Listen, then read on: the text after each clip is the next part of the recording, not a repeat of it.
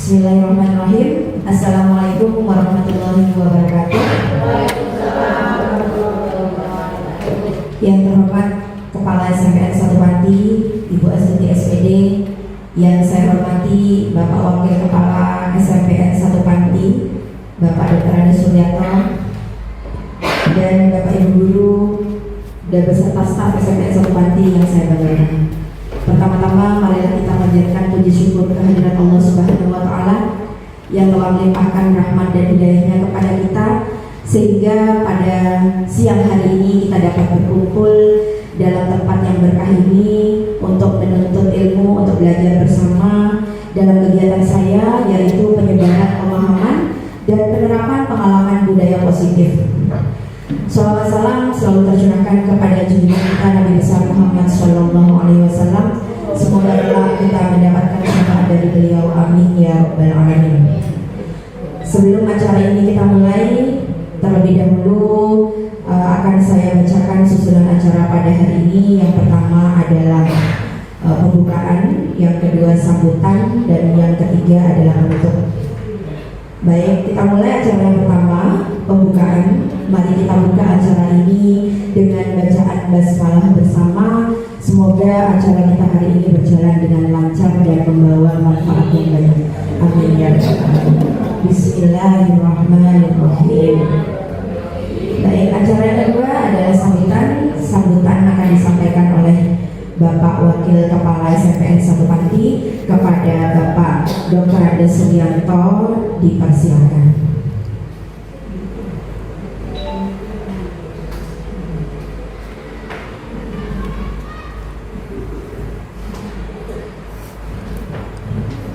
Bismillahirrahmanirrahim. Assalamualaikum warahmatullahi wabarakatuh. Alhamdulillah, kita pada bersyukur kepada Allah Subhanahu wa Ta'ala yang mana hari ini kita bisa berkumpul dalam rangka diseminasi penyebaran pemahaman dan penerapan pengalaman budaya positif. Hal yang baik sekali Bapak Ibu sekalian, mudah-mudahan dengan acara ini kita bisa menambah wawasan kita tentang bagaimana kita berbudaya positif, tentang bagaimana kita mengaplikasikan apa yang harus kita lakukan pada anak. Saya kira harapan kita hanya satu, bahwa akan banyak manfaat dari apa yang telah akan disampaikan oleh Ibu Indah. Demikian, mudah-mudahan bermanfaat. Assalamualaikum warahmatullahi wabarakatuh. Waalaikumsalam warahmatullahi wabarakatuh. Terima kasih saya ucapkan sambutan dari Bapak Dr. Adi Suryato. Baik Bapak Ibu, sebelum acara presentasi penyebaran pemahaman dan penerapan pengalaman budaya positif saya mulai, perkenalkan terlebih dahulu, saya Ida Sri Wulandari. Saya calon guru penggerak angkatan 11 kelas 227B dari SMPN 1 Panti. Hari ini kita bersama-sama mendalami lebih jauh bagaimana budaya positif ini dapat diimplementasikan dengan efektif di lingkungan sekolah kita. Dalam acara hari ini saya berharap kita semua itu saling berbagi, saling belajar, saling menginspirasi satu sama lain untuk terus berkomitmen pada nilai-nilai positif yang akan kita implementasikan di lingkungan sekolah kita. Baik, saya akan memulai menyampaikan penyebaran pemahaman yang saya dapatkan di dalam guru penggerak dan juga penerapan pengalaman yang sudah saya lakukan dalam upaya budaya positif di lingkungan sekolah. Next Pak ini. Baik, sebelum belajar sebelum kita belajar, terlebih dahulu kita membuat kesepakatan belajar seperti halnya yang sudah dilakukan oleh Bapak Ibu di kelas, oke? Nah, kira-kira ada yang mau menyumbangkan ide kesepakatan belajar yang akan kita sepakati apa saja? Monggo, silakan Bu Feni. HP silent. Silakan Pak Heni, tolong dituliskan.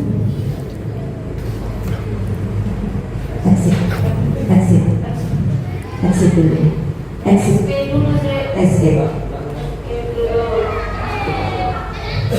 Teks.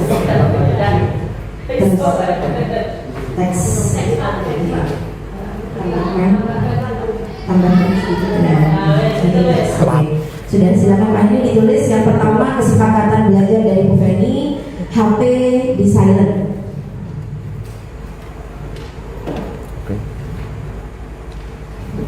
Nomor 1.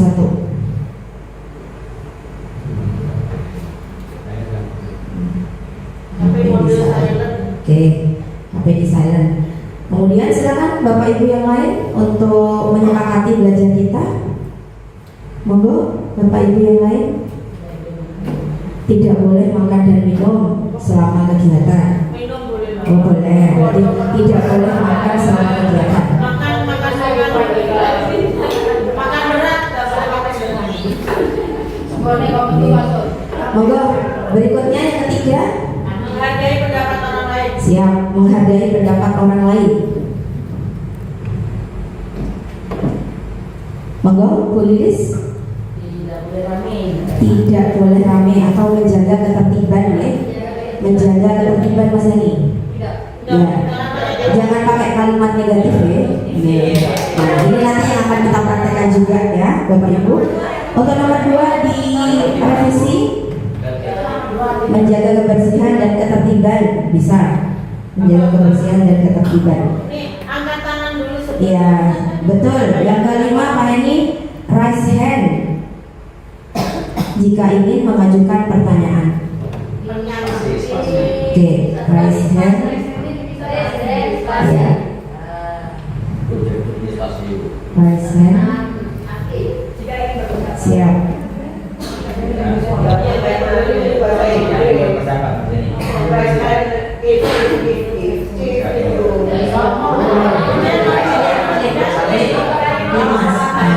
Raise jika ingin berpendapat. Siap. Yang nomor 2 Mas Ani tolong diganti. Tidak boleh makan selama kegiatan. Berarti ya masuk ketertiban ya. Jadi tidak perlu ya nomor 2 ya. Mas Edi nomor 2 jenengan hapus. Siap, itu kalimat positif semua sudah. Siap, datang tepat waktu. Mas Edi nomor 2. Ya, nggak apa-apa. Mungkin ada yang mau ditambah Bapak Ibu? Aktif, berpartisipasi aktif dalam kegiatan. Siap, nomor 6 Mas Edi. Berpartisipasi aktif.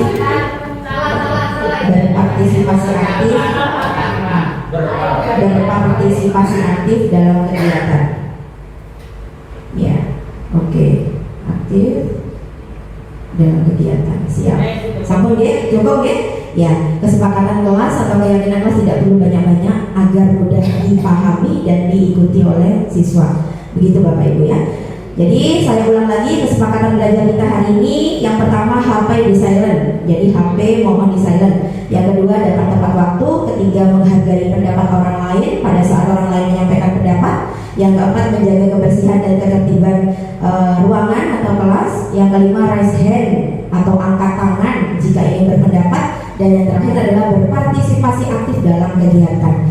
Saya kira itu sudah cukup kesepakatan kita. Baik, kita akan lanjutkan. Setelah kita sudah sepakat pembelajaran kita hari ini adalah ini yang kita sepakati atau kita yakini, maka kita akan melanjutkan ke pembahasan berikutnya. Tapi sebelum itu saya akan ajak panjenengan untuk ice breaking dulu. Soalnya ini sudah siang ya. Jadi mungkin kebanyakan sudah mengantuk. Pak Bas mengantuk Pak Bas? Baik. Baik Bapak Ibu ikuti saya ya. Tepuk 1, yes, begitu ya. Jadi tepuk 1, yes. Tepuk 2, oke. Tepuk 1, yes. Tepuk 2, oke. Tepuk 3, semangat. Tepuk 5, tepuk 5, kenapa? Ya langsung ke 5 aja ya. Siap belajar, begitu. Bisa dipahami? Oke. Ya bisa. Oke, konsentrasi berarti yang keempat ya. Oke. Tepuk 1, yes. Tepuk 2, tepuk 3, tepuk 4, konsentrasi. Tepuk 5. Wah, terima kasih Bapak Ibu atas partisipasinya dan semangatnya. Baik Bapak Ibu, kita akan lanjutkan pembahasan atau konsep inti dari budaya disiplin positif. Mas Henny? Baik, Bapak Ibu, sebelum saya menyampaikan berbagai hal atau banyak hal, terlebih dahulu ini adalah rangkuman dari budaya positif ya. ya. Konsep inti budaya positif itu terbagi menjadi beberapa macam. Yang pertama, pembahasan tentang perubahan paradigma belajar. Yang kedua, disiplin positif. Ketiga, nilai-nilai kebajikan. Yang keempat, kebutuhan dasar manusia. Berikutnya, teori motivasi, hukuman, penghargaan, dan restitusi. Selanjutnya, posisi kontrol guru, keyakinan kelas, dan yang terakhir nanti yang akan kita praktekkan adalah segitiga restitusi. Baik, itu ya Bapak Ibu ya, itu adalah konsep inti dari budaya positif. Kita lanjut, next.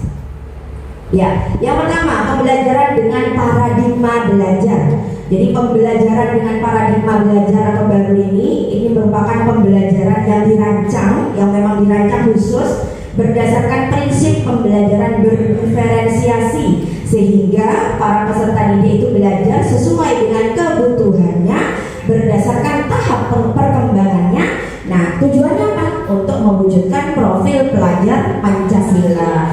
Jadi pembelajaran paradigma baru ini tujuannya adalah agar murid itu memiliki profil pelajar Pancasila. Yang sudah Bapak Ibu pahami, profil pelajar Pancasila itu ada 6 dimensinya.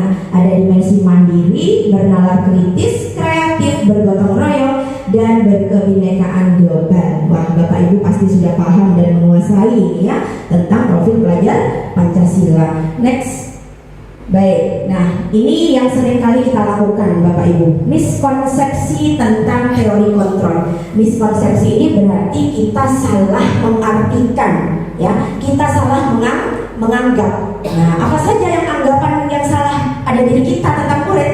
Yang pertama, ilusi guru bisa mengontrol murid. Kita sebagai guru tidak bisa mengontrol murid, ya, tapi murid itu mengontrol dirinya sendiri. Kemudian ilusi bahwa semua penguatan positif efektif dan bermanfaat. Tidak semua penguatan positif itu efektif dan bermanfaat Bapak Ibu, karena nanti akan ada dampaknya juga. Kemudian yang ketiga, ilusi bahwa kritik dan membuat orang merasa bersalah itu dapat menguatkan karakter. Ini juga akan dijelaskan lebih lanjut ke slide berikutnya nanti. Dan yang terakhir, miskonsepsi yang terakhir adalah ilusi bahwa orang dewasa itu berhak memaksa. Nah, baik, kita lanjutkan penjelasannya. Ya, begini Bapak Ibu, ini ada kaitan dengan yang tadi ya, dengan miskonsepsi teori kontrol. Jadi mengubah paradigma stimulus respons ke pendekatan teori kontrol. Yang tadinya stimulus responnya berbunyi atau menganggap kita mencoba mengubah orang agar berpandangan sama dengan kita, tetapi pada teori kontrol atau pilihan bukan seperti itu anggapannya. Tapi kita itu berusaha memahami pandangan orang lain tentang dunia. Bukan kita yang mencoba mengubah orang, tapi kita berusaha memahami pandangan orang lain. Yang kedua, perilaku buruk dilihat sebagai suatu kesalahan. Ini yang seringkali kita miskonsepsi di sini ya. Jadi setiap kesalahan yang dilakukan oleh siswa itu perilakunya buruk. Mungkin anggapan kita seperti itu. Tapi kalau kita menggunakan pendekatan teori kontrol, maka perilaku kesalahan tadi atau semua perilaku yang dilakukan oleh siswa, kesalahan yang dilakukan oleh siswa itu pasti memiliki motivasi atau memiliki tujuan tertentu. Itu Bapak Ibu. Kemudian yang ketiga, orang lain bisa mengontrol saya.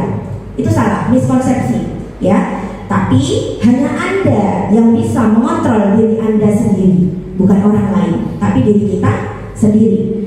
Kemudian yang berikutnya, pemaksaan ada pada saat bujukan gagal. Nah ini, jadi di sini miskonsepsinya kalau dipaksa maka bujukan itu akan gagal. Kalau teori kontrolnya bagaimana bunyinya? Kolaborasi dan konsensus menciptakan pilihan-pilihan baru. Jadi pada saat siswa itu melakukan sebuah kesalahan, jangan dianggap, jangan kita memaksa ya anak itu menjadi baik. Jangan, tidak boleh memaksa kita anak itu menjadi baik. Tapi apa yang perlu kita lakukan? Yang perlu kita lakukan adalah mengadakan kolaborasi antara siswa dengan guru, ya, bicara dengan dari hati ke hati, bicara dengan halus lembut, kemudian digali informasinya dari murid. Apa sih tujuan dia melakukan seperti itu? Begitu Bapak Ibu. Kemudian yang terakhir, kalau stimulus respon itu model berpikirnya menang kalah, menang atau kalah begitu, ya, berhasil atau gagal. Tapi kalau teori kontrol ini model berpikirnya adalah menang-menang, berarti hasilnya adalah positif. Tapi kalau teori stimulus respon itu hasilnya negatif bisa positif. Kita lanjut. Masih? Sudah. Baik, sekarang kita lanjut ke disiplin positif. Nah, disiplin apa itu yang dimaksud dengan disiplin? Disiplin mengacu pada disiplin diri sendiri yang memiliki tanggung jawab terhadap apa yang dilakukannya berdasarkan nilai-nilai yang diyakini. Nah, kalau disiplin positif itu fokusnya kemana?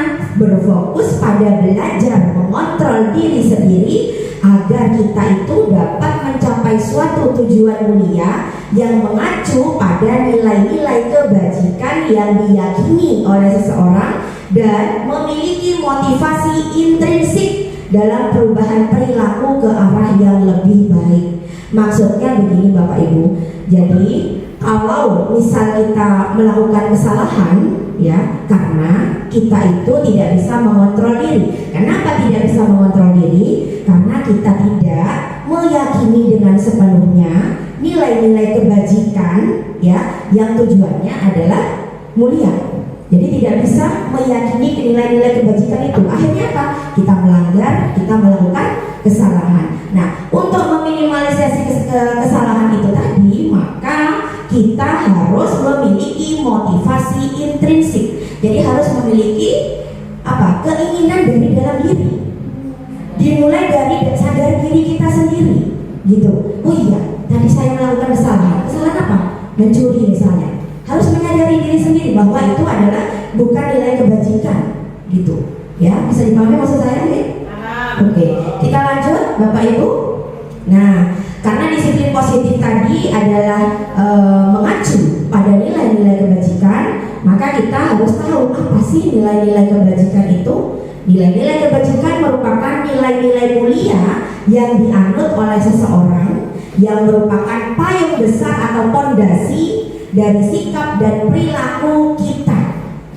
Sama dengan kalau di PPKN itu norma, aturan, ya itu adalah bagian dari nilai-nilai kebajikan. Nah, nilai-nilai kebajikan adalah sifat-sifat positif manusia yang merupakan tujuan mulia yang ingin dicapai setiap individu. Tujuannya apa? Ya tadi itu kita kembali ke awal. Tujuannya adalah membentuk karakter siswa yang berprofil pelajar Pancasila. Begitu Bapak Ibu ya. Kita lanjut Mas Edi.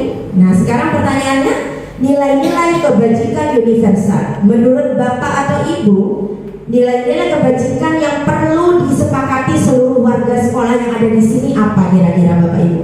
Ada yang mau menyampaikan nilai-nilai kebajikan? Silakan.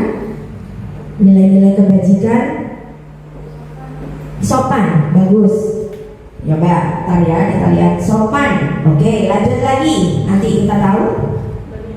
Beriman dan bertakwa, bagus. Ada lagi? Kenapa? Tolong menolong. Ada lagi?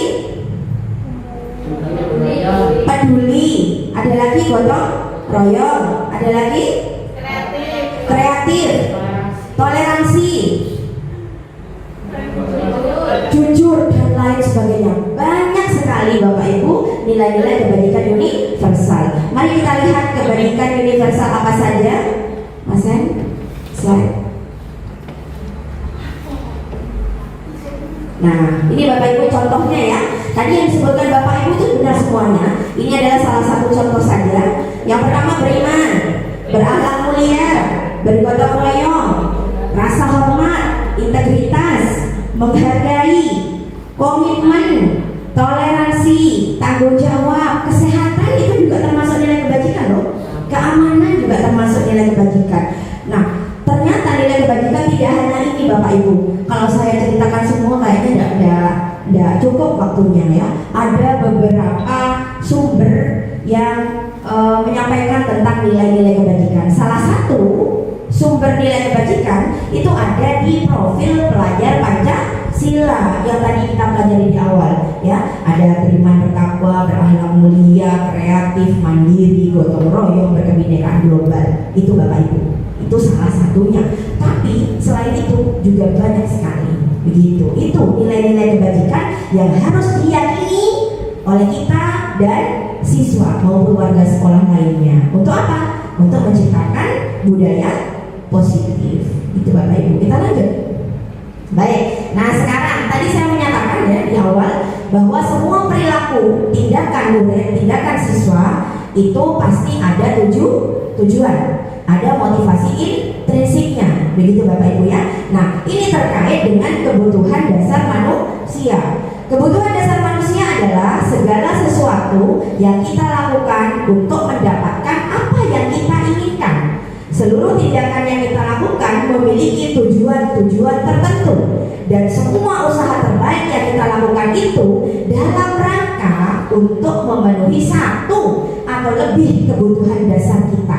Jadi kalau ada anak didik kita nakal, ya tidak ikut pelajaran, melanggar aturan, jangan dulu dijudge, jangan dulu dimarahi, karena mereka itu ternyata punya tujuan tertentu dari kenakalan yang mereka lakukan. Nah, kenapa tujuannya itu ada di 5 kebutuhan dasar manusia, begitu Bapak Ibu, ya, paham ya? Oke, kita lanjut Mas. Nah, sekarang pertanyaannya, apa yang terjadi jika kebutuhan dasar siswa tidak terpenuhi? Apa yang terjadi? Ini yang terjadi Bapak Ibu.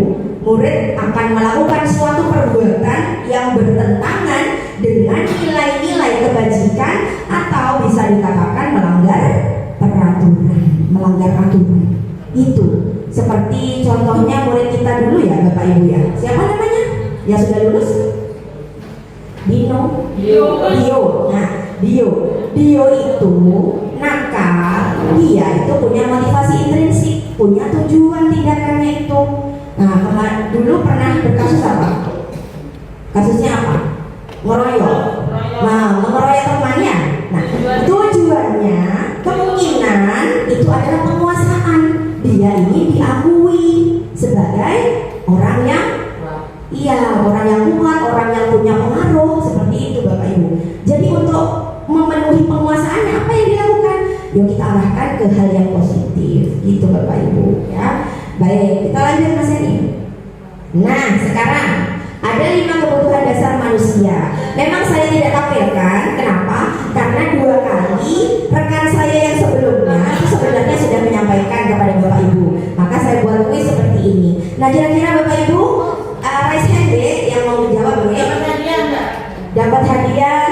Hadiahnya menyusul nggak apa-apa ya? Oh silakan Bu, nomor 1. Wah, pinter wujud muncul. Kesenangan betul. Jadi kita hadiah dari saya ya. Silakan muncul. Masya Allah, cinta dan kasih sayang. Yang kedua, yang ketiga silakan berapa? Kebebasan betul. Baik. Yang keempat siapa yang mau hadiah lagi? Pak Abbas. Bapak Abbas. Enggak. Enggak, yang keempat apa ya? Tadi sempat saya singgung. Ada yang tahu? Awalannya P.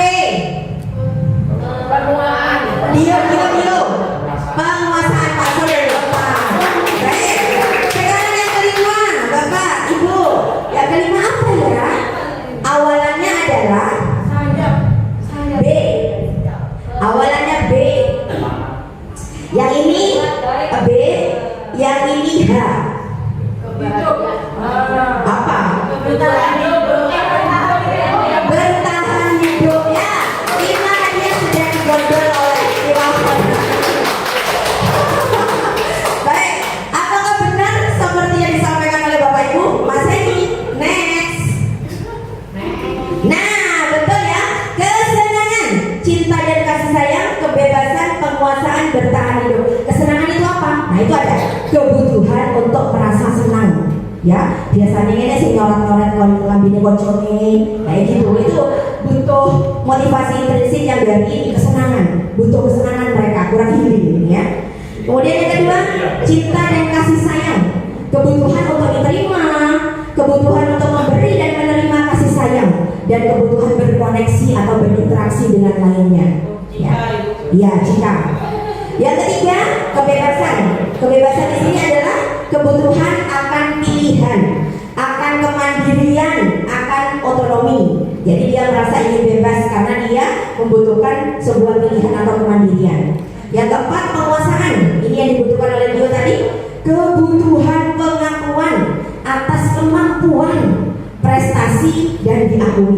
Kalau dia mungkin yang pertama kebutuhan pengakuan atas kemampuannya menurut dia. Baik, yang kelima bertahan hidup. Bertahan hidup ini berkaitan dengan kebutuhan fisiologis ya Bapak Ibu, rasa lapar, rasa haus, rasa aman, serta psikologis begitu Bapak Ibu. Ini adalah 5 kebutuhan dasar manusia yang melatar belakangi peserta didik kita melakukan suatu tindakan tertentu begitu ya. Sebagai guru ya kita harus menggali semua kebutuhan itu yang ada dalam murid. Bagaimana caranya? Ya melalui VCO itu, melalui VCO, melalui konseling antara wali kelas dengan siswa di kelas itu begitu. Kita lanjut. Nah, ini Bapak Ibu lebih jelasnya ya. 5 kebutuhan dasar manusia sudah saya kasih seperti itu: bertahan hidup, rasa kasih sayang dan rasa diterima, penguasaan, kebebasan dan kesenangan. Baik, kita lanjut Mas Eni. Ya. Nah, ini dia sekarang motivasi perilaku manusia. Ada 3. Yang pertama, biasanya murid itu mau melakukan sesuatu tujuannya adalah yang pertama untuk menghindari ketidaknyamanan atau hukuman. Iya tidak? Betul tidak Bapak Ibu? Iya. Misal muridnya Pak Afan, ya kan? Sering ya kita melihat murid yang tidak pakai seragam atau dikeluarkan seragamnya. Ya. Iya. Nah, pada saat di kelas mereka mengeluarkan seragamnya tidak rapi. Pada saat ada pindah masuk seperti itu, keburu-buru dimasukkan. Berarti motivasi perilaku si anak ini adalah yang pertama untuk menghindari ketidaknyamanan atau hukuman. Hal itu yang harusnya kita bangun dari awal, harus dibangun ini. Perspektifnya anak seperti itu kita harus bangun. Jangan sampai anak itu berperilaku positif karena hukuman, karena ketidaknyamanan. Nah, kemudian yang kedua, untuk mendapatkan imbalan atau penghargaan dari orang lain. Rapi, ingin dipuji, ya kan? Berarti kan ingin mendapatkan penghargaan dari orang. Itu tidak bertahan lama Bapak Ibu. Motivasi tersebut itu bersifat eksternal atau bersifat ekstrinsik, berasal dari luar. Karena ini tadi, karena ketidaknyamanan, hukuman, imbalan, penghargaan itu bersifat eksternal, tidak bertahan lama. Kalau ada Bapak Ibu guru, mereka mau melakukan positif. Tapi kalau tidak ada Bapak Ibu guru, mereka justru akan melanggar. Itu yang harus kita harus kita bangun lagi perspektif yang positif, gitu Bapak Ibu. Bisa dipahami maksud saya? Ya. Oke. Dan yang ketiga, ini yang perlu kita terapkan. Kalau ini sama ini itu bersifat ekstrinsik atau eksternal, bukan kesadaran diri, tapi karena orang lain sadarnya. Ya, tapi kalau yang ketiga, untuk menjadi orang yang mereka inginkan dan menghargai diri sendiri dengan nilai-nilai yang mereka percaya, ini berasal dari motivasi intrinsik, berasal dari dalam diri murid itu sendiri. Kalau sudah berasal dari dalam diri, maka kalau ingin melakukan suatu pelanggaran, dia kembali ke keyakinan nilai-nilai kebajikan yang dia yakini. Begitu, tidak akan dilakukan. Bisa dipahami ya? Oke. Lanjut Bapak Ibu. Ya, baik. Ini gambarannya seperti ini. Kalau bentuk hukuman disiplin positifnya, jadi disiplin positifnya itu berbentuk hukuman, maka siswa itu akan mengalami identitas yang gagal. Kenapa? Karena itu ada sesuatu yang menyakitkan kalau hukuman. Iya tidak? Tidak rapi, push up, tidak rapi, tower. Nah, itu sesuatu yang menyakitkan yang harus terjadi. Maka itu akan berulang kembali Bapak Ibu. Tidak mari-mari itu anak itu tidak akan tersadar karena motivasinya tadi itu karena hukuman, ya. Tidak nyaman untuk murid atau anak untuk jangka waktu panjang. Dia itu akan terus teringat di pikirannya, di memorinya bahwa dia dulu pada saat sekolah pernah dicubit gara-gara tidak rapi, gitu. Kemudian yang ketiga, nah di sini siswa adalah korban yang mendapatkan keadilan. Nah ini mungkin yang perlu kita antisipasi ya. Kalau sudah mau korban, takutnya nanti karena hukum, ya. Dan yang terakhir, murid atau anak akan tersakiti sudah pasti karena berbentuk hukuman. Tetapi siswa itu akan menjadi disiplin positif yang sukses apabila menerapkan disiplin yang berupa konsekuensi dan restitusi. dua-duanya ini dikombinasikan, maka insya Allah akan menjadi siswa yang mempunyai motivasi intrinsik dari dalam, ya. Konsekuensi bagaimana? Kalau konsekuensi sesuatu harus terjadi, misal dia melakukan pelanggaran, dia tahu konsekuensinya apa, begitu. Tapi kalau restitusi lebih bijak lagi. Jadi restitusi ini merupakan pilihan. Walaupun dia melakukan pelanggaran, tapi kita gali, kamu sudah melanggar? Iya Bu. Pelanggaran apa? Kita gali ya. Kenapa? Mengapa? Tujuannya apa? Kalau seperti itu dan lain sebagainya. Nanti akan disampaikan di bagian akhir restitusinya, ya. Kemudian untuk konsekuensi tidak nyaman untuk murid atau anak untuk jangka waktu yang pendek. Kalau konsekuensi, misalnya anak atau murid tidak mengerjakan tugas, misalnya anak atau murid tidak mengerjakan tugas, yang lain mengerjakan, otomatis si anak ini akan dipanggil oleh guru. Nah, kamu tadi tidak mengerjakan tugas. Iya Bu, saya tidak mengerjakan tugas. Baik, kamu sekarang tinggal di kelas, kerjakan tugasnya sampai selesai. Padahal anak yang lain keluar kelas. Itu artinya si anak ini, si murid ini sudah diambil kebebasannya. Itu Bapak Ibu, ya. Nah, untuk yang restitusi bagaimana? Menguatkan untuk murid atau anak dalam jangka waktu yang panjang. Nah, kita kasih tahu, kita gali informasinya tadi yang saya sampaikan. Tujuannya apa, Nak? Kenapa kok tidak mengerjakan tugas? Bu, semalam ketiduran. Loh, kenapa kok bisa ketiduran? Main game Bu. Oh baik, semua orang pernah melakukan kesalahan. Nah, seperti itu Bapak Ibu, ya. Terus jangan sampai di situ. Kita tidak bisa membenarkan perilaku itu. Kita lanjut lagi wawancaranya. Loh Nak, kok bisa main game? Tidurnya jam berapa? Jam 12. Oh baik, mari kita cari solusinya bersama-sama. Begitu. Kamu tahu nggak keyakinan kelas yang sudah kamu yakini, yang sudah kamu langgar dan sebagainya? Nanti akan kita diskusikan di bagian akhir, ya. Baik, lanjut aja. Untuk konsekuensi korban bisa diabaikan, sedangkan restitusi korban mendapatkan ganti. Ganti ini adalah solusi, ya. Konsekuensi murid atau anak dibuat tidak nyaman, sedangkan restitusi murid atau anak mendapatkan penguatan. Baik, lanjut Mas Edi. Nah, ini Bapak Ibu, 5 posisi kontrol guru. Nah, ini berhubungan dengan tugas kita, ya. 5 posisi kontrol guru. Yang pertama, penghukum. Ayo, siapa di antara kita yang masih memiliki kontrol penghukum? Saya. Yang kedua, pembuat rasa bersalah. Ketiga, teman. 4, pemantau. Dan yang terakhir, manajer, ya. Baik, apa saja masing-masing perilakunya dari kelima posisi kontrol? Next, Mas Yani. Ya, nanti aja berarti belum. Ini contoh penerapannya dulu. Kasus siswa tidak memakai atribut lengkap saat upacara bendera. Pertanyaannya adalah, apa yang akan Bapak Ibu guru ucapkan dan dampak yang diterima siswa? Kira-kira bagaimana Bapak Ibu? Mari kita sharing. Apa yang akan jenengan ucapkan saat melihat siswa tidak memakai atribut lengkap saat upacara bendera?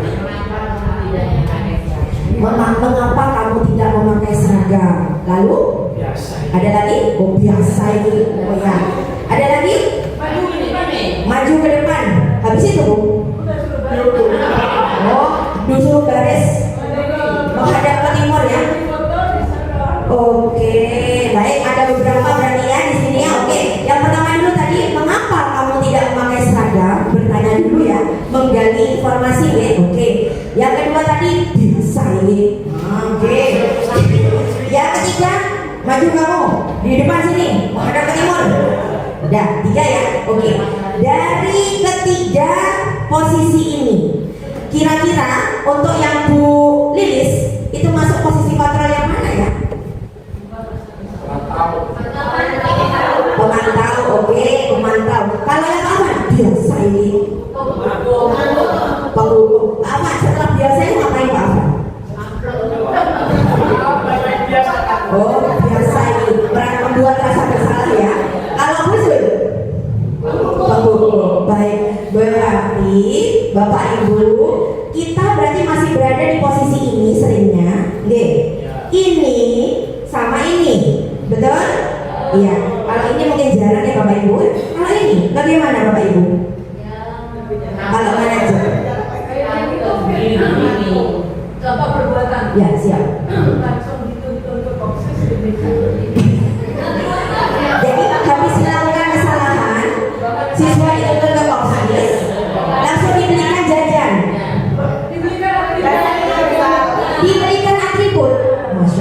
berarti solusi. Oke. Berarti Bu Zul sudah ada satu tahap dari manajer. Kalau Bu Lilis tadi awal dari manajer juga, begitu Bapak Ibu. Nah ini yang perlu kita gali. Menarik ini Bapak Ibu nanti ya. Baik Mas Heni. Ya, sebentar. Ini Bapak Ibu, ini adalah peta konsep dari posisi kontrol. Yang pertama, posisi kontrol guru satu yaitu penghukum. Tindakan yang sering kita lakukan adalah memarahi, mengkritik, menyakiti, melakukan tindakan kekerasan Bapak Ibu. Disepak, ditendang, dicopet, dan lain sebagainya. Ya, berarti itu penghukum kalau tindakannya seperti itu. Iya, kalau membuat rasa bersalah bagaimana? Iya, Bapak Ibu, nanti jenengan kalau sudah mendapatkan gambaran tentang posisi kontrol ini, coba nanti introspeksi deh. Kira-kira jenengan ini berada di posisi kontrol mana sekarang? Gitu deh.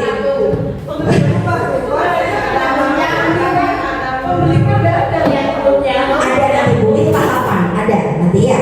Baik, guru 2 membuat rasa bersalah. Nah, membuat rasa bersalah ini mendiamkan murid. Murid mari melanggar, kita diamkan, ya. Menceramai, menceramai dan membuat rasa bersalah, ya. Guru 3 teman itu membuat pemakluman. Gak apa-apa, kamu melanggar. Ya, seperti itu. Hanya sebatas itu, tidak ada tindak lanjut, ya. Kalau pengawas ini memantau, mencatat. Sopo, ya. Nah, kalau manajer ini adalah posisi kontrol yang memang sempurna, ya. Bertanya dan membuat kesepakatan. Jadi ditanya dulu Bu Lilis tadi, mengapa kamu tidak memakai atribut lengkap? Itu bagian awal dari pertanyaan, ya. Itu adalah bagian awal dari restitusi. Nah, sekarang perkataannya Bapak Ibu, kalau jenengan sering berkata seperti ini, berarti jenengan masuk guru penghukum. Kalau kamu tidak mengerjakan PR, Bapak cubit. Nah, itu ya. Kalau kamu, nah, bla bla bla. Begitu Bapak Ibu. Kalau membuat rasa bersalah, Bapak atau Ibu kecewa sama kamu. Kalau orang tuamu tahu bagaimana? Seharusnya kamu tahu. Jadi membuat siswa itu merasa bersalah. Dia merasa menjadi siswa yang gagal, Bapak Ibu. Kalau jenengan seperti itu, ya, menjadi siswa yang gagal. Gagal mengapa? Mengecewakan guru. Gitu Bapak Ibu. Ya. Kemudian, kalau teman lakukan demi Bapak ya Nak ya. Lakukan ya Nak ya demi Bapak. Berarti dia melakukan kebaikan positif, disiplin ya, untuk orang lain, bukan dari diri sendiri. Itu eksternal itu Bapak Ibu. Gitu. Oke. Kemudian, nah ini pengawas Pak Feni. Kamu sudah tahu aturannya kan? Tahu. Ini adalah pengawas pemantau. Kalau yang manajer, apa sebenarnya harapanmu? Ya, Bapak Ibu, lanjut dulu. Ya. Apa harapanmu? Ditanya Bapak Ibu, apa harapanmu? Apa tujuanmu melakukan itu? Kenapa Nak? Tidak tahu. Diberi lagi sampai dia menjawab jujur. Ya. Coba diingat-ingat lagi. Jadi Bapak Ibu, untuk posisi manajer ini adalah memang posisi yang sangat sabar. Kalau guru memiliki kabar setipis tisu yang dibelah 7, sepertinya memang harus banyak belajar. Pak, saya tidak ini juga nggak punya asli, nggak punya dasi. Oke, tadi kan baru ya, terus bilang lagi.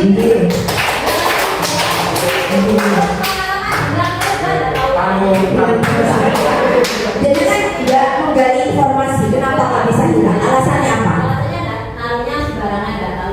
Nah, berarti jenengan nanti memberikan solusi. Bagaimana caranya agar barang itu tersimpan baik? Misalnya, biar Bu Rini yang menyimpankan. Nanti pada saat sekolah Bu Rini kasihkan kamu. Selesai kamu kasihkan ini lagi itu mungkin Bu Rini. Ya. Setiap masalah masih ada solusi. Begitu Bapak Ibu. Baik.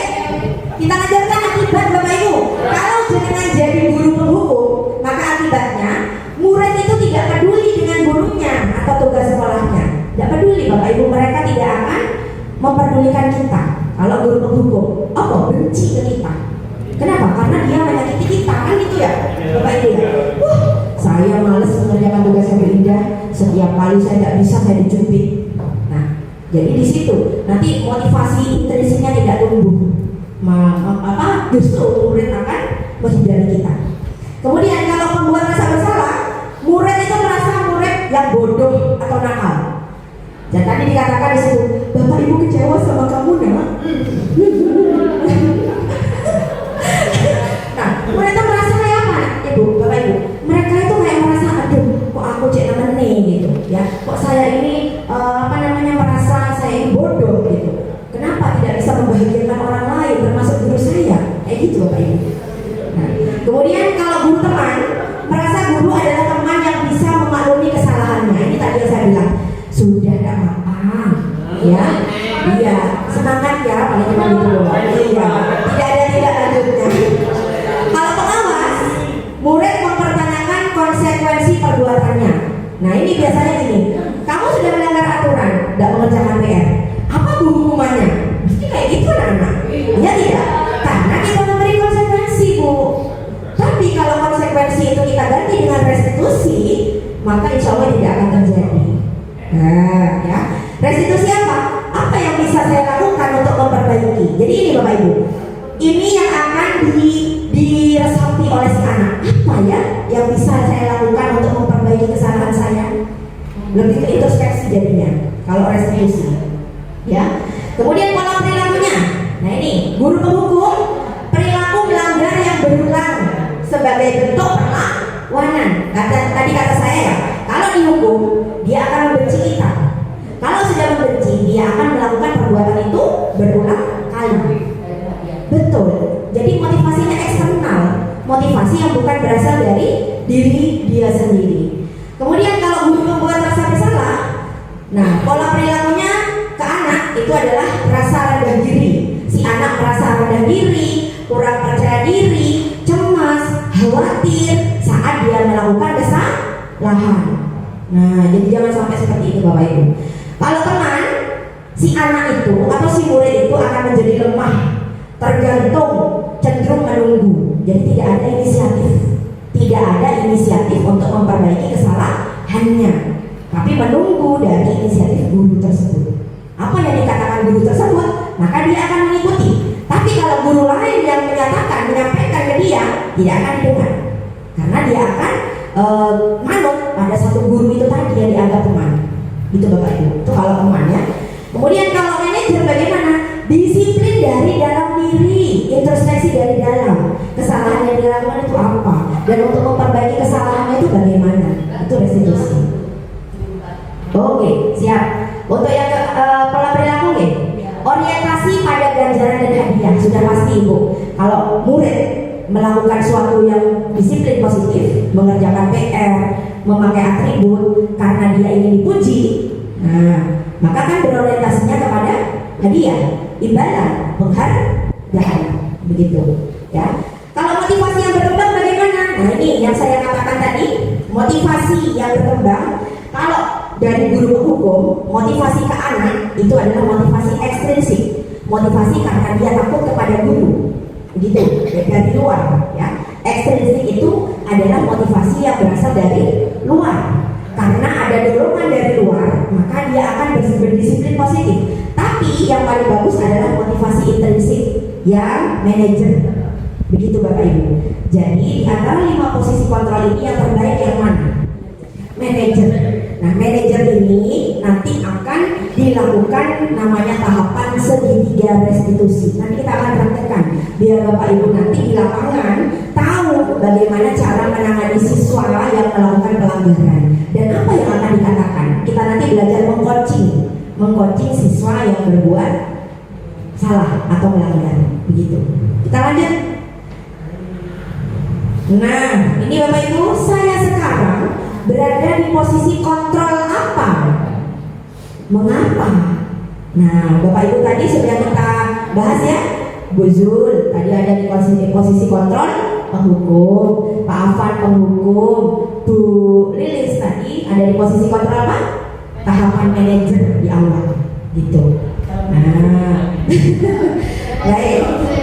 Ya, tapi Bapak Ibu kembali lagi ya, kalau jenengan memang mau mengombinasikan, lebih baiknya itu biar dampak positifnya itu berdampak pada murid, kombinasikan antara posisi pemantau atau pengawas dengan posisi manajer, insya Allah jadi gitu. Tapi yang identitas gagal itu adalah sebagai penghukum, sebagai pembuat rasa bersalah dan teman, itu kurang mendapatkan efek positif, begitu. Bisa dipahami ya? Ya lanjut. Terus berapa jam? Baik Bapak Ibu, kita lanjutkan ke keyakinan kelas Bapak Ibu. Nah ini keyakinan kelas atau yang lebih sering kita namakan kesepakatan kelas ya. Kesepakatan kelas. Apa Bapak Ibu selama ini sudah pernah membuat keyakinan kelas? Wah, ada yang sudah, ada yang belum. Berarti kalau yang belum itu kemungkinan kenapa? Tidak sempat. Tapi bisa untuk membuat kesepakatan Bapak Afan. Bisa untuk membuat, bisa ya. Siap. Mari Pak Heni. Ya. Ada pertanyaan Bapak Ibu yang bisa menjawab? Next hadiahnya ya. Keyakinan kelas dan peraturan kelas adalah hal yang sama, betul atau salah? Katakan silakan papaman saya. Ya silakan Bu. Salah ya. Kita buktikan Mas Heni apakah betul salah? Iya betul. Oke. Lanjut Pak Heni. Iya. Sekarang keyakinan kelas berlandaskan nilai-nilai kebajikan atau prinsip universal. Ada yang mau menjawab? Oh itu pasti betul katanya. Coba di yang mana? Kita lanjut. Nah sekarang ini Bapak Ibu ada kuis lagi. Apa nilai kebajikan atau keyakinan yang ingin diangkat dari peraturan berikut ini? Peraturan pertama, raise hand yang ingin menjawab menggunakan helm saat mengendarai motor. Oke, keselamatan, keamanan. Baik, nanti aja Mas Edi ya. Kita skip dulu, kita keep dulu untuk jawabannya. Kita lanjut ke pertanyaan kedua. Membuang sampah pada tempatnya, nilai kebajikan apa yang disampaikan? Kebersihan. Oke. Yang ketiga, ayo ini ya Bapak Ibu. Nanti biar saya bingung memberikan jawaban. Ya. Dilarang menggunakan kata-kata kasar angkat tangan yang bisa. Bapak betul. Oke, menghormati kepada sesama. Mas kita lihat buktinya. Oke. Baik, untuk yang pertama tadi Bu Rini, keselamatan katanya betul ya. Membuang sampah keamanan juga betul. Ya. Membuang sampah pada tempatnya kebersihan betul. Dilarang menggunakan kata-kata kasar, menghormati betul. Atau selalu bersikap positif. Kita pilih. Baik, kita lanjut Bapak Ibu. Iya, ini Bapak Ibu pembentukan keyakinan kelas. Keyakinan kelas itu bersifat lebih abstrak. Abstrak itu artinya tidak dapat dilihat tapi bisa dirasakan ya, daripada peraturan yang lebih rinci dan lebih konkret. Yang kedua, keyakinan kelas berupa pernyataan universal. Yang ketiga, pernyataan keyakinan kelas senantiasa dibuat dalam bentuk positif, tidak boleh dalam bentuk negatif, harus diubah. Yang keempat, keyakinan kelas hendaknya tidak terlalu banyak sehingga mudah diingat dan dipahami oleh semua warga kelas. Coba saya tanya, Bapak Ibu yang sudah melaksanakan keyakinan kelas atau membuat kesepakatan, ada berapa kesepakatannya? Ada 8, boleh. Kalau 8 itu masih bisa dipahami dan diingat ya. Tapi kalau terlalu banyak bingung muridnya. Jadi harus diringkas lagi begitu Bapak Ibu. Kemudian kita lanjutkan, keyakinan kelas sebaiknya sesuatu yang dapat diterapkan di lingkungan tersebut. Jadi yang sering memang dilakukan oleh si anak atau siswa. Jangan keyakinan kelas yang jauh dari siswa. Harus kontekstual yang ada di sekitar siswa. Kemudian berikutnya, semua warga kelas hendaknya ikut berkontribusi dalam pembuatan keyakinan kelas lewat kegiatan curah pendapat. Apakah kesepakatan kelas yang disampaikan oleh Bapak Ibu di kelas itu yang sudah disepakati, apakah melalui curah pendapat dengan siswa? Ya, betul itu. Jadi harus melalui curah pendapat atau diskusi dengan warga yang ada di dalam kelas. Ya. Kemudian selanjutnya, bersedia meninjau kembali keyakinan kelas dari waktu ke waktu. Evaluasi Bapak Ibu. Jadi pada saat jenengan sudah membuat kesepakatan atau keyakinan kelas, jangan cuma dilihat dan ditempel aja, tapi dievaluasi. Kira-kira dari kesekian keyakinan atau kesepakatan itu yang sudah tercapai yang mana dan yang belum tercapai yang mana. Nah, untuk evaluasinya bagaimana? Lebih menekankan yang belum tercapai nanti. Begitu Bapak Ibu. Bisa dipahami? Lanjut ya. Oke, sekarang yuk, ini ada kuis lagi ya. Urutkan langkah-langkah utama dalam menetapkan keyakinan kelas serta pendalamannya. Kira-kira dari yang mana dulu ya? Langkah pertama untuk menetapkan keyakinan kelas. Silakan dibaca dulu Bapak Ibu.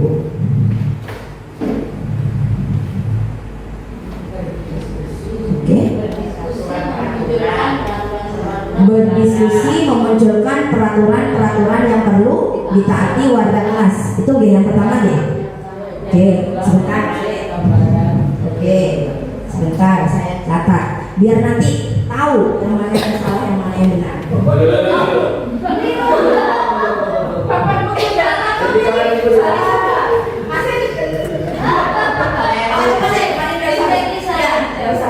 Berarti ya Mas Edi. Maaf, lupa saya. Iya. Oke. Nomor 1 itu Mas. Taruhan gono Mas sampai biar Mas. Bisa kan Mas? Kontrol A dulu biar hilang KPU. Oke. Bukan Mas.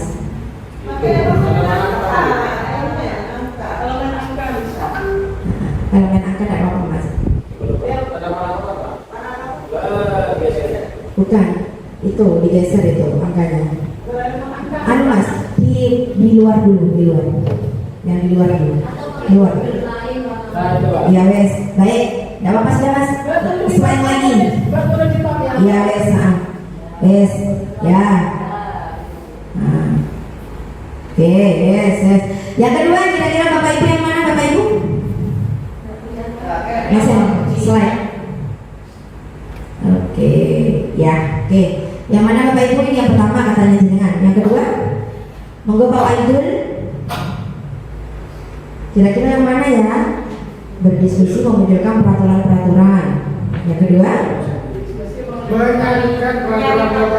menyampaikan peraturan-peraturan. Yo, tulis.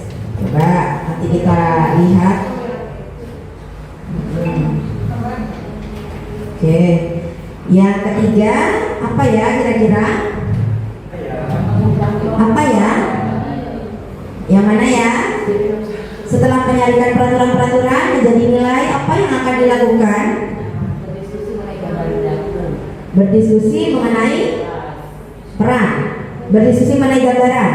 Oh, itu katanya Mas. Nanti kita lihat betul apa salah itu. Oke. Oke, kita lihat lagi deh. Berarti yang kesekiannya 1, 2, 3. Oh, itu Mas. Escape Mas.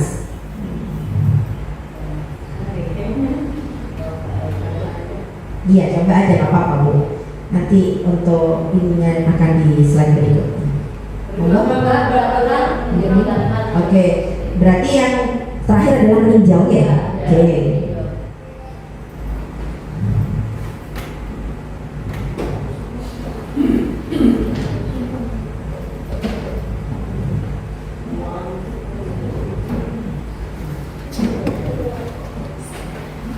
Ya, baik. Coba ya, kita lihat ya. Dan the result is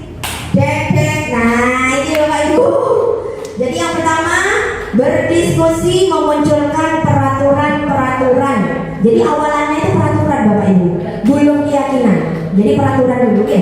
Berdiskusi memunculkan peraturan-peraturan yang perlu ditaati warga kelas. Yang kedua, dari peraturan-peraturan itu diubah menjadi kalimat yang lebih positif.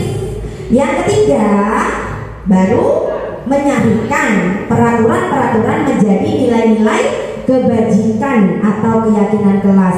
Dan yang keempat, berdiskusi mengenai gambaran perilaku apa yang mencerminkan keyakinan kelas tersebut. Yang kelima, baru berdiskusi mengenai peran seluruh warga kelas. Dan yang terakhir, evaluasi, meninjau ulang keyakinan kelas dari waktu ke waktu. Nomor 6 benar.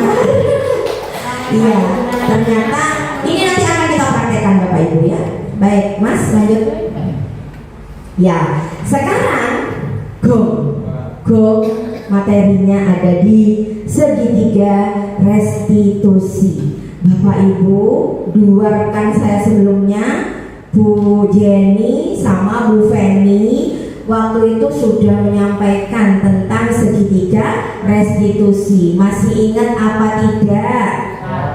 Sudah lupa, ada yang tidak. Baik, saya ulang kembali berarti ya. Kalau yang waktu yang lalu Bu Feni itu hanya studi kasus berupa LKPD. Kalau saya langsung prakteknya nanti ya, biar paham bagaimana cara restitusi itu sebenarnya. Baik, sekarang segitiga restitusi. Menurut dosen ya, restitusi adalah proses menciptakan kondisi bagi peserta didik untuk memperbaiki kesalahan mereka sehingga mereka ini atau siswa bisa kembali pada kelompok mereka dengan karakter yang lebih kuat, yang lebih positif. Jadi tujuannya restitusi itu. Next, Mas Hen. Nah, sekarang ayo kita refresh kembali. Kira-kira betul tidak tahapan segitiga restitusi ini dulu, baru ini, baru ini? Betul tidak? Ayo diingat kembali yuk apa yang disampaikan Bu Feni beberapa bulan yang lalu. Ini masih hitungan bulan ya. Betul apa tidak ya? Itu ada tanda tanya. Betul apa tidak ya? Betul. Jadi tahapan pertama validasi tindakan yang salah. Tahapan kedua menanyakan keyakinan. Oh salah katanya. Apa Bu? Ya silakan. Pertama menstabilkan identitas. Terus? Dua. Oke. Terus yang ketiga? Apakah betul seperti itu? Mas Reni, dan jawabannya adalah Mas Anda itu. Dan ini jawabannya Bapak Ibu. Ada tiga tahapan dalam melakukan restitusi. Wedang gempol. Baik, betul yang dikatakan Wedang. Jadi tahapan pertama dalam segitiga restitusi adalah menstabilkan identitas. Apa sih menstabilkan identitas? Next slide nanti ya akan dijelaskan ya. Yang kedua, validasi tindakan yang salah. Dan yang ketiga, menanyakan keyakinan. Yo, apa sih maksudnya Bu Indah itu? Baik, saya akan jelaskan di slide berikutnya. Mas Eni. Nah, ini Bapak Ibu, tahapan menstabilkan identitas bertujuan untuk mengubah identitas anak yang gagal karena melakukan kesalahan menjadi orang yang sukses. Dari merasa sedih dan emosional hingga mampu menggunakan fungsi logikanya atau rasionalnya. Begini maksudnya ya. Pada saat jenengan menstabilkan identitas ya, si anak kan dipanggil. Jenengan panggil anak kan yang melakukan pelanggaran, dipanggil, jangan langsung ditanya macam-macam.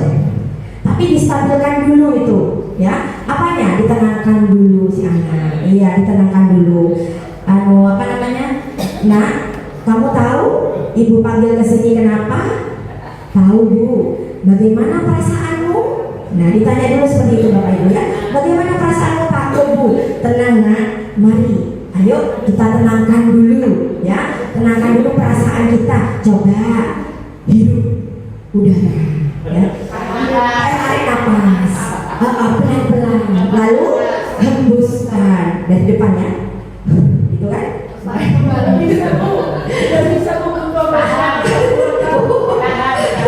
itu beda lagi.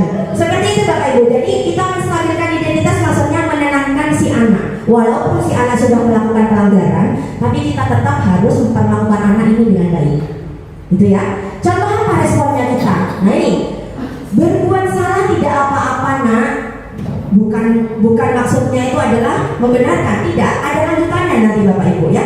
Berbuat salah tidak apa-apa nak. Dari kata-kata yang dilontarkan oleh guru tersebut, bagaimana perasaan anak? Tenang kan? Oh iya, ya wes aku akan tenang. Anak pasti seperti itu, karena aku sudah diterangkan sama ibu guru, begitu ya. Saya juga pernah membuat kesalahan seperti itu kata ibu guru. Ibu guru pernah kok nak melakukan kesalahan seperti itu. Ya. Kemudian ada lagi responnya seperti itu Bapak Ibu. Saya ingin mencari solusi, bukan siapa yang salah. Katanya seperti itu. Tidak ada manusia yang sempurna. Itu adalah kata-kata respon kita sebagai guru yang untuk menstabilkan identitas si anak agar anak tenang. Begitu ya. Lalu setelah anak sudah dirasa tenang, maka tahap selanjutnya adalah validasi tindakan yang salah. Kita validasi itu, kenapa kok melakukan tindakan itu? Apa sekilas tujuannya? Proses ini untuk memahami kebutuhan apa yang sedang berusaha dipenuhi oleh siswa. Seperti yang saya katakan tadi, siswa melakukan suatu pelanggaran pasti memiliki motif tertentu, betul? Nah, itu yang ingin dipenuhi oleh anak. Begitu Bapak Ibu. Bagaimana caranya? Nah, kamu kemarin melakukan apa? Ditanya. Bu, saya mencoret-coret bajunya Wafi. Oh begitu, ya sudah, tidak apa-apa kamu melakukan itu. Ibu tahu itu hanya bersenang-senang. Tapi apakah kamu tahu? Nah, kita ini validasi. Apakah kamu tahu perbuatan itu adalah tidak menghargai orang lain? Nah, jangan tontok Bu. Jadi harus dilanjut lagi pertanyaannya untuk memvalidasi apakah tindakan yang dilakukan itu benar atau salah. Begitu, ya. Contohnya apa? Itu. Nah ini Bu, ini poin pentingnya di sini. Bukan berarti menguatkan tindakan salah itu pantas dilakukan, namun di sini lebih menguatkan pemahaman kita akan alasan dari murid melakukan tindakan tersebut. Jadi apa? Murid itu dimintai pertanggungjawaban, dimintai validasi atas tindakannya itu. Apa yang sudah dilakukan? Apa contoh responnya? Itu Bapak Ibu yang bisa dengan katakan nanti ke murid. Kamu pasti punya alasan melakukan hal itu. Kamu boleh mempertahankan sikap itu, tapi kamu harus menambahkan sikap yang baru. Iya, terlihat kamu merasa senang dengan hal yang kamu lakukan. Tapi, apa kamu tahu? Nah ini validasinya. Apa kamu tahu tindakan tersebut merugikan orang lain? Jadi memvalidasi itu artinya menanyakan kembali ke si anak, apakah perbuatan yang dilakukan itu betul atau salah? Gitu Bapak Ibu. Nah nanti kalau timbul dari si anak, oh iya ya, perbuatan yang saya lakukan itu salah loh. Gitu. Dia menyadari dengan motivasi dari dirinya sendiri, bukan dipaksa oleh saya. Gitu. Bisa dipahami Bapak Ibu? Ya. Lanjut menanyakan keyakinan. Menanyakan keyakinan di sini adalah proses di mana murid menghubungkan dirinya dengan nilai-nilai yang dia yakini atau dia percaya. Apa yang jenengan katakan responnya? Apa keyakinan kelas yang kita yakini? Tadi kan sudah buat kesepakatan kelas, oke? Sudah kan? Nah, jenengan arahkan ke keyakinan kelas yang sudah dilakukan. Apa keyakinan kelas yang sudah kamu langgar? Gitu, yang sudah kamu tidak ikuti. Keyakinan apa yang belum kamu tunjukkan? Apakah tindakanmu mencerminkan keyakinan kelas tersebut? Itu adalah menanyakan keyakinan. Contoh konkretnya adalah sebagai berikut, Mas ya. Saya di sini punya kasus Bapak Ibu. Kasusnya adalah siswa mencoret-coret baju teman lainnya. Nah, di sini saya akan ceritakan. Pada saat jam pembelajaran Bu Indah atau bahasa Indonesia, salah satu siswa bernama Rizky ketahuan mencoret-coret baju temannya, Wafi namanya. Setelah pulang sekolah, Bu Indah memanggil Rizky untuk dimintai informasi terkait kejadian tadi. Saat sesi pertemuan tersebut, Rizky merasa takut. Bu Indah mengajak Rizky menenangkan diri dahulu dengan menarik napas dalam-dalam sebelum sesi tanya jawab itu berlanjut. Setelah dirasa tenang, Bu Indah kembali melanjutkan menggali informasi di balik alasan Rizky melakukan tindakan tersebut. Ternyata Rizky melakukan tindakan tersebut karena ingin bercanda dan bersenang-senang. Berarti di sini ada kebutuhan dasar yang belum dipenuhi. Apa? Kesenangan, betul ya. Setelah mengetahui alasan Rizky, Bu Indah memahami dan menanyakan keyakinan yang sudah dilanggar Rizky. Rizky pun menyadari kesalahannya dan keyakinan kelas yang sudah dia langgar. Kemudian Bu Indah menanyakan apa yang akan dilakukan Rizky untuk memperbaiki masalah tersebut dan memastikan kembali masalah itu tidak akan lagi terulang di kemudian hari. Rizky memberikan ide langkah untuk menyelesaikan masalah tersebut. Bu Indah juga menawarkan solusi lainnya kepada Rizky. Rizky pun menyetujui dan menerima dengan senang hati tawaran solusi dari Bu Indah. Ini cerita skenario-nya seperti itu. Mari kita lihat aktingnya. Berapa anakku tadi?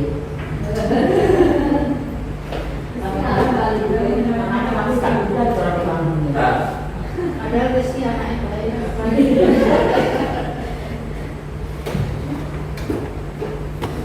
Yang berbuat Wafi Yang berbuat Rizky, Wafi bukan. Makanya tidak berani mengambil Wafi yang di kota, yang ada di kota.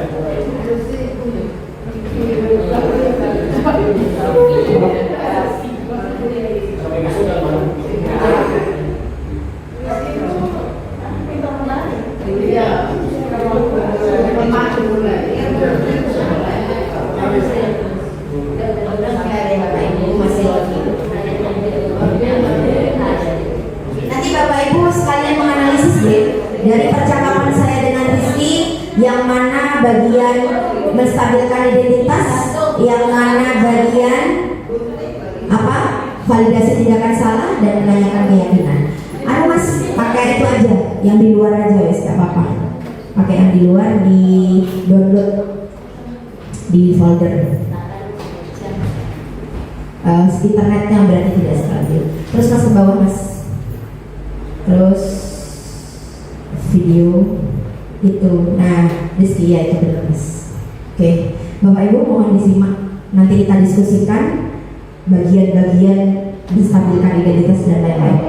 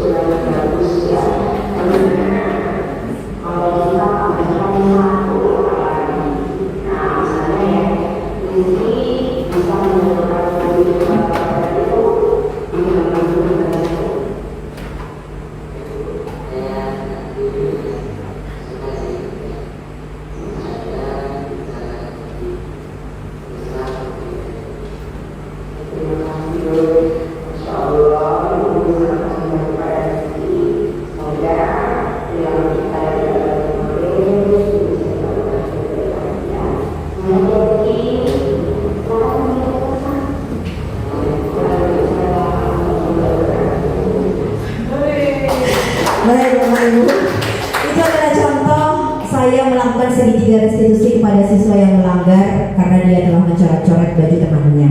Ya, di situ ternyata suaranya kurang keras ya Bapak Ibu ya. Tapi masih ini slide berikutnya. Oh iya, baik. Nah di sini ada percakapan yang tadi Bapak Ibu. Rizky, kamu tahu mengapa Rizky dipanggil ke sini oleh Bu Indah? Tahu Bu, saya tadi ketahuan ibu mencoret-coret bajunya Wafi. Bagaimana perasaanmu sekarang? Saya merasa sedikit takut Bu. Saya tahu saya salah. Saya mengerti. Mari kita bicarakan ini dengan tenang. Pertama-tama kita tenangkan diri dulu ya. Nah, kira-kira kalau ada pernyataan seperti itu masuk ke dalam tahapan apa Bapak Ibu? Iya betul, menstabilkan identitas dulu. Jadi menstabilkan identitas caranya seperti ini, menenangkan siswa biar siswa itu merasa nyaman walaupun dia melakukan kesalahan. Nah, biar dia itu menyampaikan tujuan dia melakukan itu apa, biar tergali semua informasi yang ada. Oke. Baik, lanjut ya. Baik Bu, sekarang bisa kamu ceritakan apa yang terjadi sehingga kamu mencoret-coret baju temanmu? Nah ini di apa? Divalidasi ya, validasi tindakan salah ya. Saya sedang bercanda Bu, saya tidak bermaksud jahat, hanya ingin bersenang-senang. Saya paham bahwa kamu mungkin bermaksud bercanda. Kamu melakukan itu karena alasan ingin bersenang-senang saja. Tapi apa kamu tahu yang kamu lakukan itu merugikan orang lain? Kira-kira itu adalah tahapan apa Bapak Ibu? Validasi tindakan yang salah. Jadi kita itu memvalidasi apakah benar tindakanmu itu nak? Gitu anak ibu ya. Bapak Ibu paham kan? Nah terus lanjut. Iya Bu, sekarang mari kita bicara tentang keyakinan kelas yang sudah kita sepakati dulu di awal. Yang mana keyakinan yang Rizky langgar? Kita harus menghormati orang lain dan bersikap baik satu sama lain Bu. Bagus, kamu ingat dengan baik keyakinan kelas kita. Coba kamu kembali pada ketika kamu mencoret-coret baju temanmu. Apakah saat kamu melakukan itu kamu menghormati dan bersikap baik kepada orang lain? Tidak. Nah kata si murid tidak Bu. Nah kemudian Bu Guru lanjut lagi itu. Nah sekarang apa yang bisa kamu lakukan untuk memperbaiki keadaan ini dan memastikan hal ini tidak terjadi lagi? Saya bisa meminta maaf kepada Wafi dan membersihkan bajunya. Saya juga akan lebih hati-hati saat bercanda agar tidak menyakiti orang lain. Jadi dia sadar, menyadari kesalahannya di situ. Nah, yang mana ini yang termasuk yang terakhir? Ya, menanyakan keyakinan nih. Dimulai dari mana tadi? Dimulai dari mana? Betul. Sekarang mari kita bicara tentang keyakinan kelas sampai ke belakang. Di sini menanyakan keyakinan.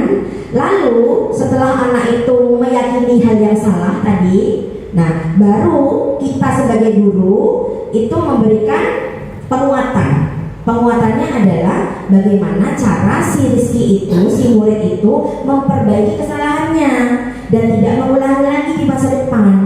Ya, kemudian di sini ada ide muridnya. Muridnya itu menyatakan bahwa dia sadar melakukan kesalahan itu. Lalu di bagian terakhir penguatannya lagi adalah kita menawarkan solusi lain.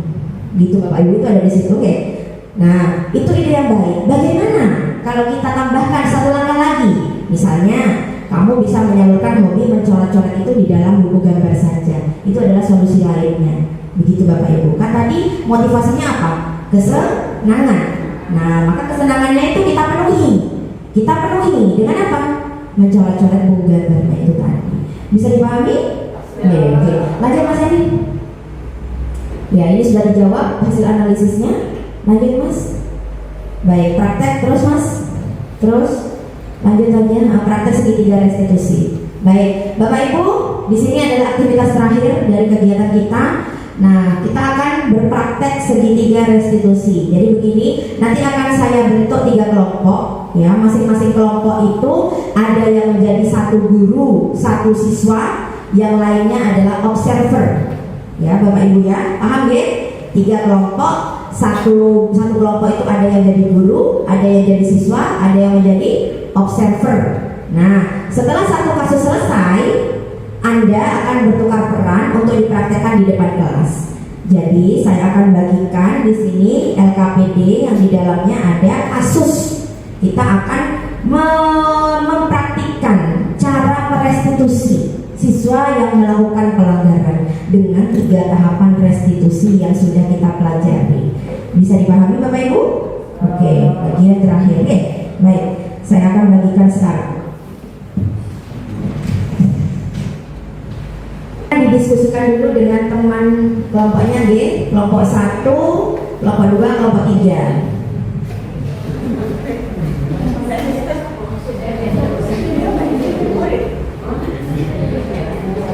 Yang lain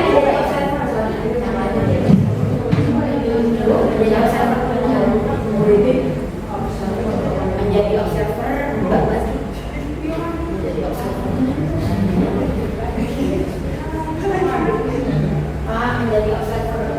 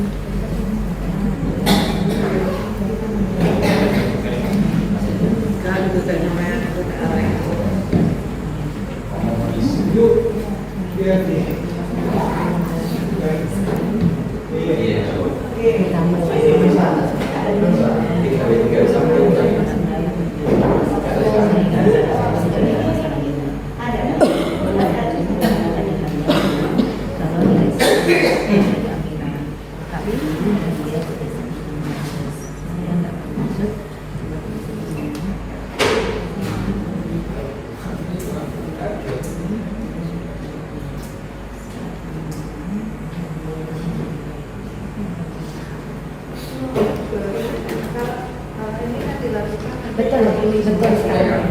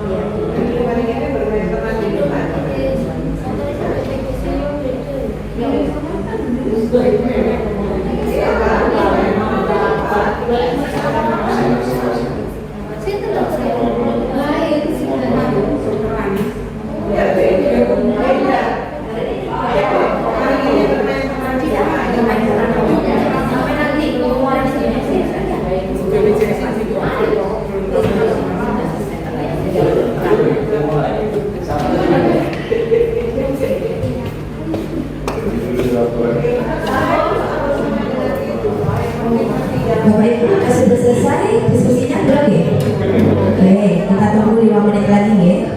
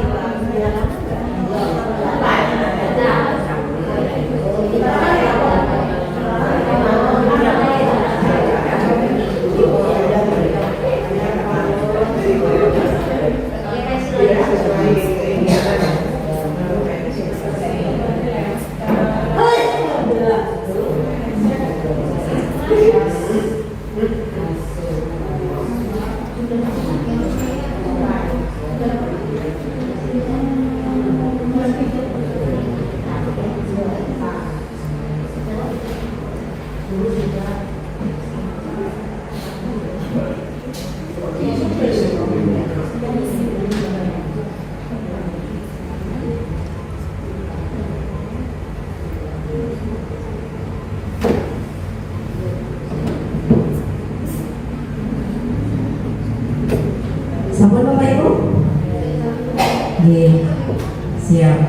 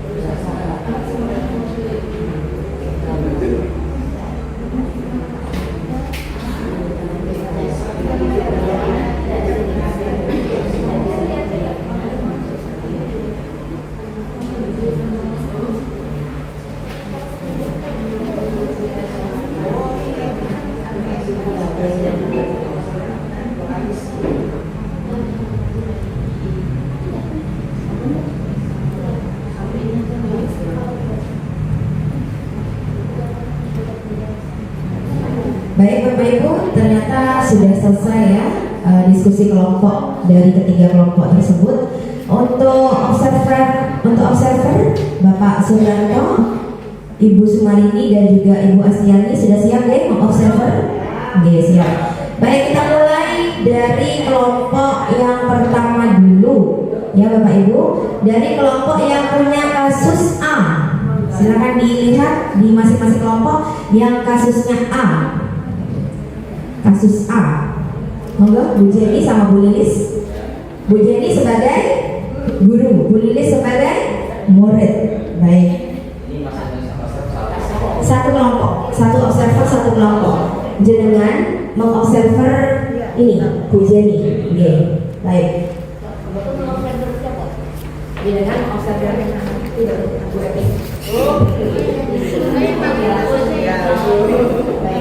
Bapak Ibu memperhatikan ya, untuk memperhatikan teman kita biar kita nanti mudah untuk menerapkan segitiga garis lurus.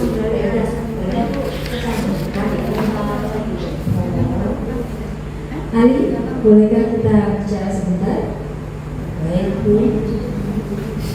Tadi Ibu melihat Amira sedang menangis di kelas. Ibu mencoba membaca Amira bicara. Amira bilang, kamu mengejek. Nilainya yang lebih rendah dibandingkan dengan nilai yang didapatkan olehmu. Saya ingin tahu apa sebenarnya yang terjadi. Saya mencari solusi dari masalah ini. Iya Bu, tadi saya bilang kalau nilai saya lebih bagus dari Amira, tapi jadi sedih dan menangis. Saya nggak bermaksud buat dia sedih Bu. Saya paham Ali. Mari kita coba melihatnya dari sudut pandang lain. Saat kamu bilang bahwa nilai kamu lebih bagus, apa yang kamu rasakan saat itu?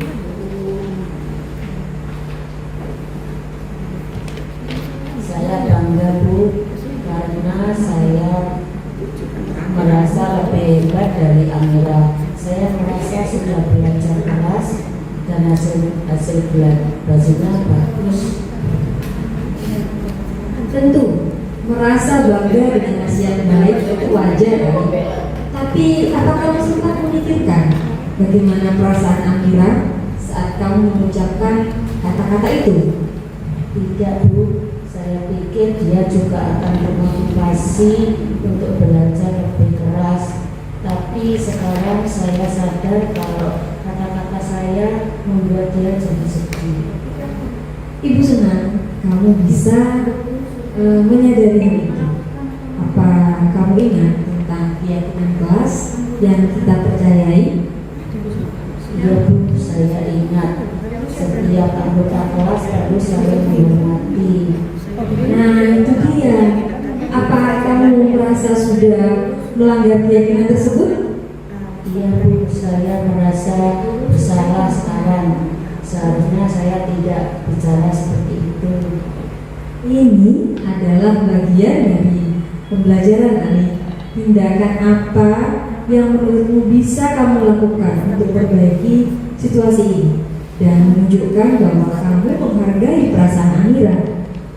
Mungkin saya bisa minta maaf ke Amira dan mengajak rekan sekelas untuk mengulas kembali keyakinan kelas yang sudah dibuat, terutama dalam tindakan mencerminkan keyakinan kelas tersebut.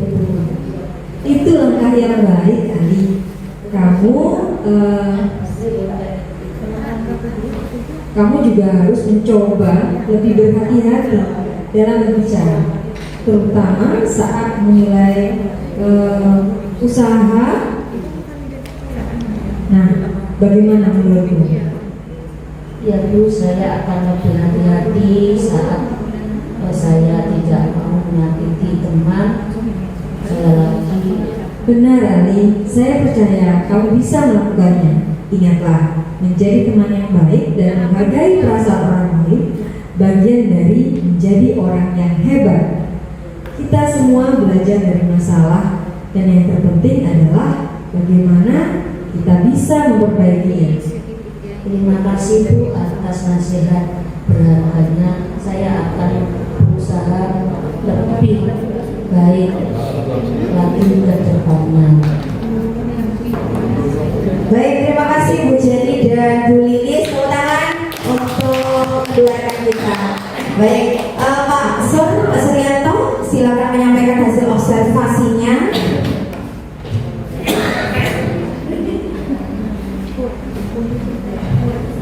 Yang pertama, dari hasil observasi yang saya lakukan, yang pertama di situ untuk percakapan, membuka percakapan sudah dilaksanakan dengan sangat baik sekali. Jadi guru membuka percakapan dengan sangat ramah kepada anak dengan kalimat-kalimat yang ramah, yang tidak penuh dengan emosional ya.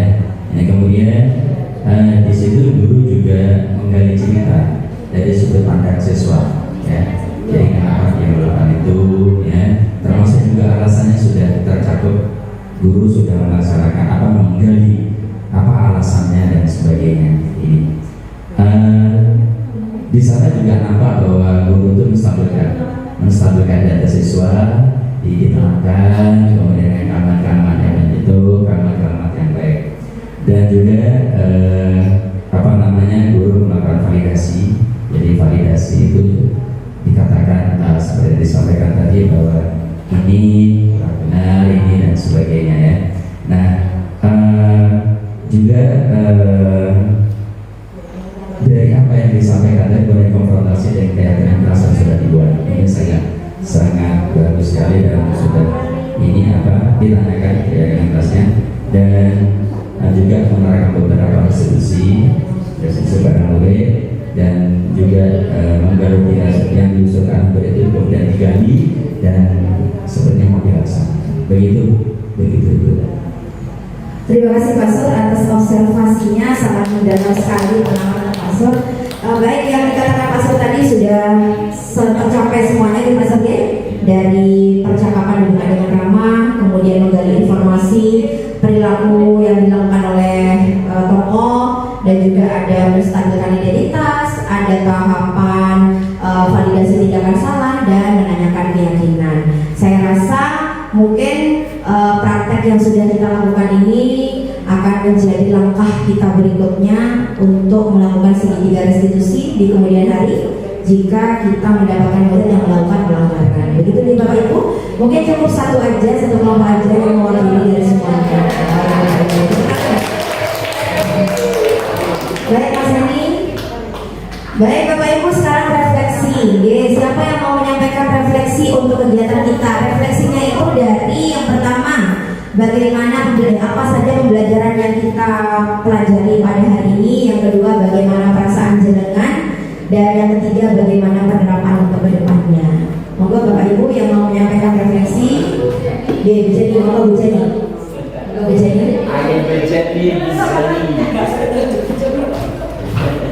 Baik, alhamdulillah hari ini kan kita masih bisa mengikuti kegiatan salah satu dari program pendidikan guru penggerak. Dan alhamdulillah Bapak Ibu tetap bersemangat ya meskipun di jam-jamnya rawan. Sekali lagi saya menyampaikan alhamdulillah karena hari ini saya seperti diingatkan kembali dengan restitusi. Ya, kita belajar bagaimana menghadapi siswa dalam masalah, menghadapi siswa yang sedang bermasalah dan kita memberikan solusi yang baik. Terima kasih Bu Indah sudah banyak memberikan banyak hal pada kita. Saya diingatkan kembali ini. Kadang-kadang meskipun saya sudah menjadi guru penggerak di angkatan 8, ada kalanya kita terlupa dengan beberapa hal ya. Jadi dalam perjalanan nanti mungkin Bapak Ibu yang baru mengikuti program penggerak akan mengalami hal semacam itu. Jadi kita perlu sekali diingatkan lagi biar kita bisa kembali lagi ke jalan yang benar.